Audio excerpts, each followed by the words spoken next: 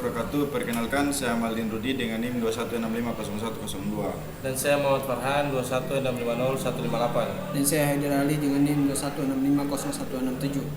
Di sini kita akan menjelaskan tentang klasifikasi sentimen komentar di sosial media, di media sosial.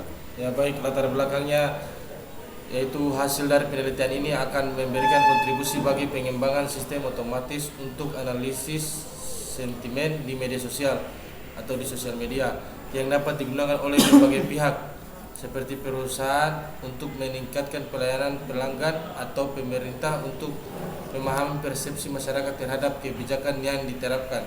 Selain itu, perbandingan antara beberapa algoritma machine learning juga akan memberikan wawasan tentang algoritma mana yang paling efektif dalam tugas klasifikasi sentimen di media sosial atau di sosial media. Rumusan masalah: bagaimana cara membangun model machine learning yang dapat menganalisis dan mengklasifikasikan komentar di media sosial secara otomatis dan akurat. Tujuan penelitian: untuk mengembangkan model machine learning untuk klasifikasi sentimen komentar media sosial, membandingkan kinerja beberapa algoritma machine learning dalam tugas klasifikasi sentimen, memberikan analisis terhadap hasil klasifikasi dan kesimpulan berdasarkan model terbaik.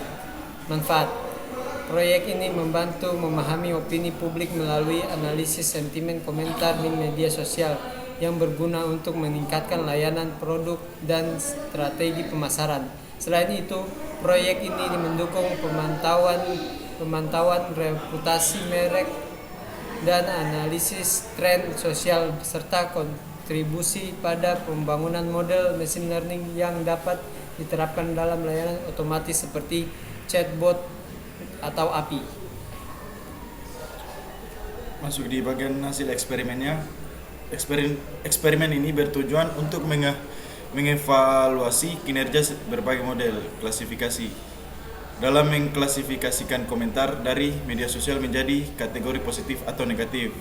Hasil evaluasi dari masing-masing model ditunjukkan dalam tabel berikut, yang dimana naive Bayes akurasinya sekian, present sekian, recall sekian, dan F1 skor sekian. Di sini ada beberapa poin. Naive Bayes, model ini memiliki akurasi terendah yaitu 82,3%, meskipun akurasi cukup baik.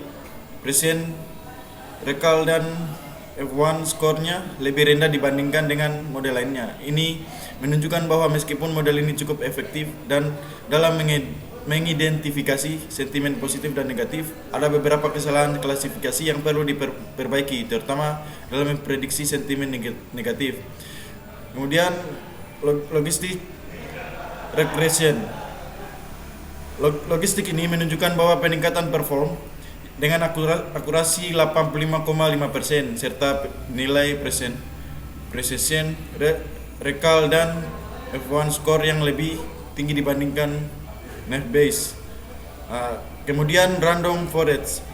Model ini memiliki akurasi 86,7%, sedikit lebih baik daripada logistik regression. Random forest sebagai model Ansible memberikan prediksi yang lebih stabil dan robust karena menggabungkan hasil dan banyak pohon keputusan.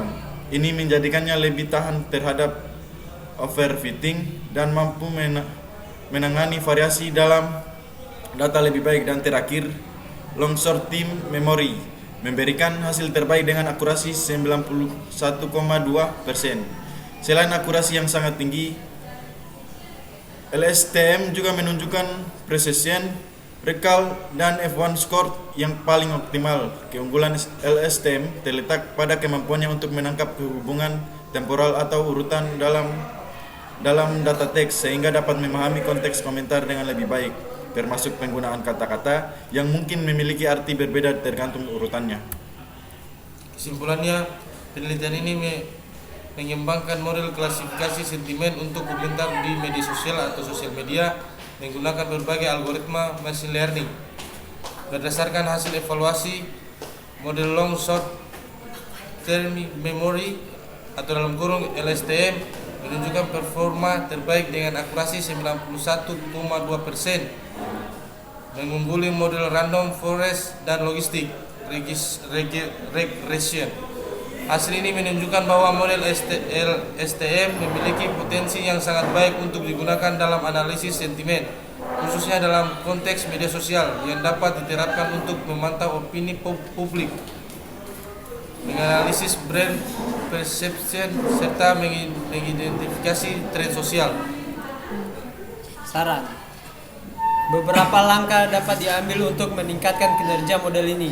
Pertama, penambahan jumlah dan variasi data pelatihan dapat meningkatkan kemampuan model dalam menggeneralisasi sentimen dari komentar yang lebih beragam. Kedua, eksperimen dengan menggunakan model berbasis BERT atau transformer diharapkan dapat memberikan akurasi yang lebih tinggi karena kemampuan model tersebut dalam menangani konteks yang lebih kompleks dan dalam teks. Selain itu, penerapan model ini dalam bentuk API atau integrasi dengan chatbot dapat mempermudah proses analisis otomatis dalam perusahaan atau pada platform media sosial yang membutuhkan pemantauan sentimen secara real time. Oke, sekian, terima kasih atas presentasi yang kami berikan. Mohon dan kurangnya mohon dimaafkan. Wabillahi taufiq wal hidayah. Assalamualaikum warahmatullahi wabarakatuh.